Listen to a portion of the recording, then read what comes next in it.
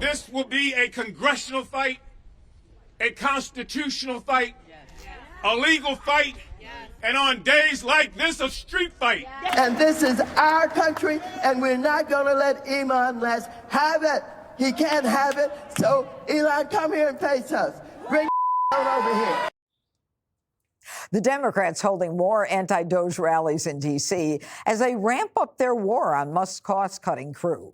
Their latest weapon, the federal courts. Judges across the country have moved to block some of Trump and Musk's biggest moves, including most recently a decision to block DOGE from accessing Treasury records. Other Dems want to go a step further and shut down the government over DOGE. They can attack all they want, but President Trump is standing by Musk and the DOGE team. We have to solve the efficiency problem. We have to solve the fraud, waste, abuse, all the things that have gone into the government. I don't know if it's kickbacks or what's going on, but the people, look, I ran on this, and the people want me to find it. And I've had a great help with Elon Musk, who's been terrific. Bottom line, you say you trust him.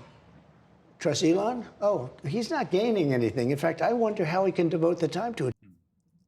All right, Jesse, the worst congressional fight, constitutional fight, street fight, the worst crisis since Watergate. Since when is transparency a constitutional crisis? I don't know. That's a good question. Kwasi and Fume, if you're going to say something with earmuffs on, I'm not going to take you seriously. I mistakenly wore earmuffs one time on Fox, and O'Reilly killed me for about a year. I never wore them again. So lose the earmuffs. So the Democrats are shutting down the government to protest Trump. Shutting down the government. Trump's trying not to pay bureaucrats, so Democrats are going to shut the government down and bureaucrats aren't going to get paid. Have you ever seen Democrats boldly say, I am pro-government shutdown? Ever? Trump is turning Democrats into Republicans. And they're now worried that Elon Musk has access to their social security numbers. Elon Musk is a part of the government.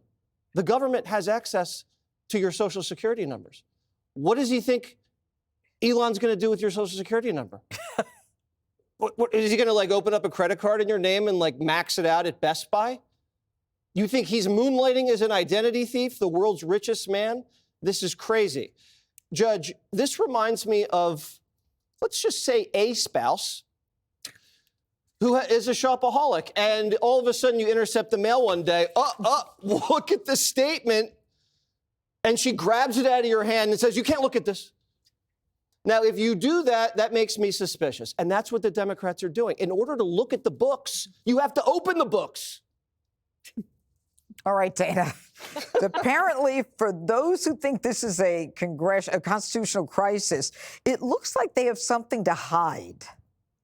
And well, again, it goes back to that 10 to 15% approval rating, issue rating.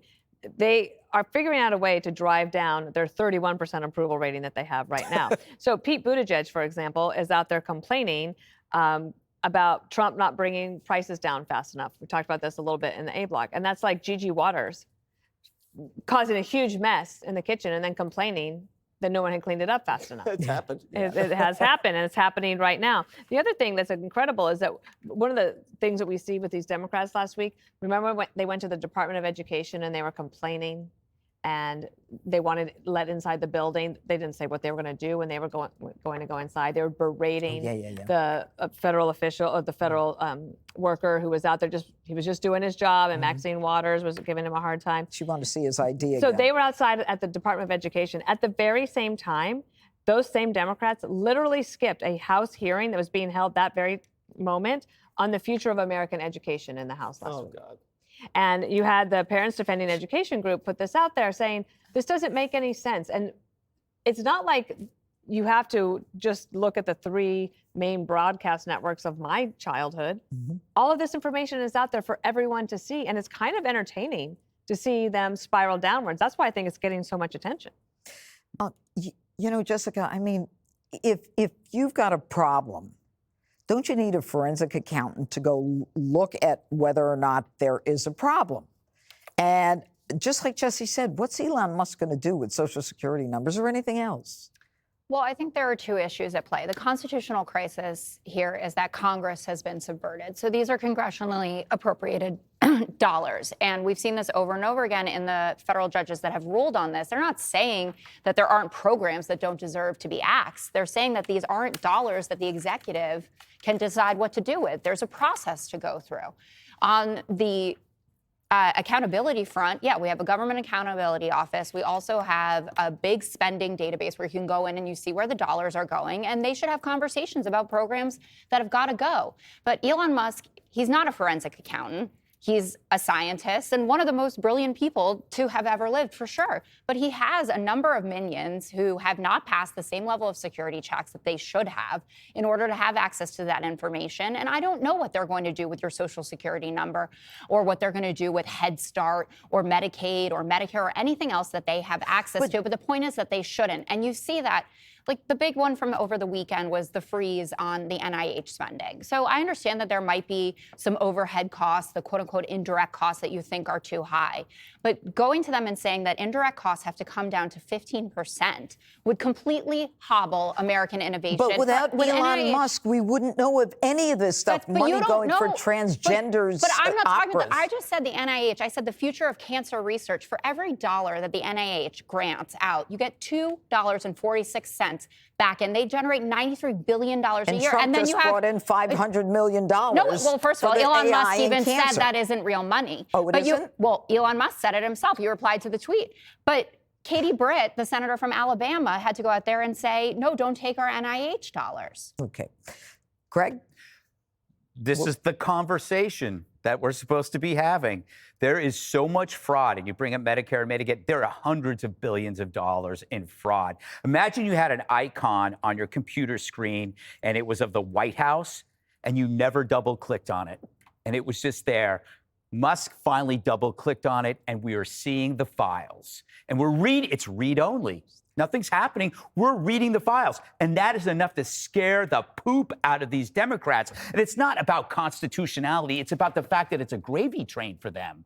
The Treasury rubber stamped these things. They went right through. There was no control. There was no stopgap. And this is becoming a revelation for people. So when you're a victim of fraud, there are three parties. There's the victim, the perp, and the person you call to stop the fraud.